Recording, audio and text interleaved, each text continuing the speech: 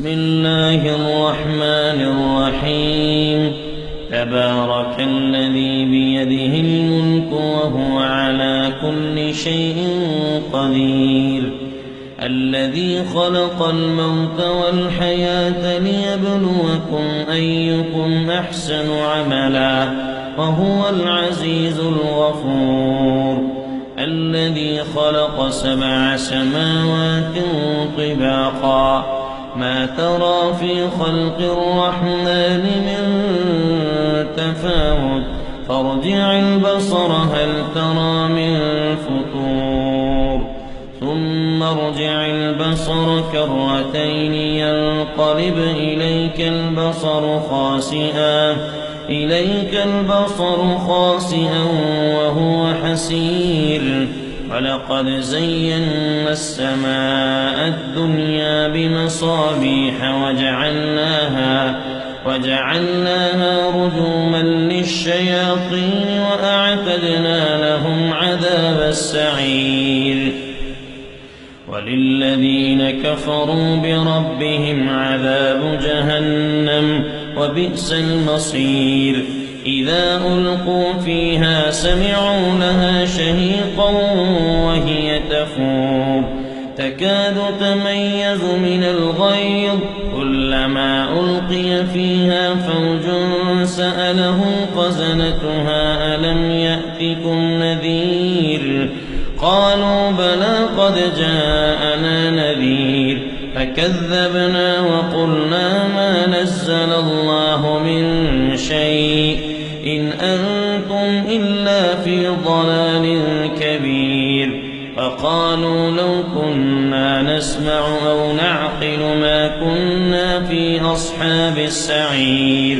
فاعترفوا بذنبهم فسحقا لأصحاب السعير إن الذين يخشون ربهم بالغيب لهم مغفرة وأجر كبير وأسروا قولكم أو اجهروا به إنه عليم بذات الصدور ألا يعلم من خلق وهو اللطيف الخبير هو الذي جعل لكم الأرض ذلولا فامشوا في مناكبها وكلوا من رزقه وإليه النشور أأمنتم من في السماء أن يخسف بكم الأرض فإذا هي تمور أم أمنتم من في السماء أن يرسل عليكم حاصبا فستعلمون كيف نذير ولقد كذب الذين من قبلهم فكيف كان نكير أولم يروا إلى الطير فوقهم صافات ويقبضن ما يمسكهن إلا الرحمن إنه بكل شيء بصير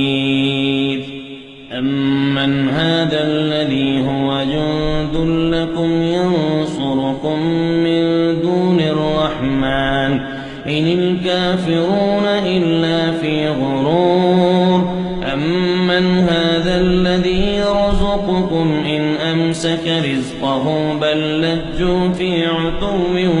ونفور أفمن يمشي مكبا على وجهه أهدى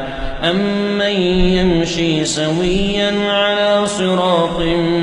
مستقيم قل هو الذي أنشأكم وجعل لكم السمع والأبصار والأفئدة قليلا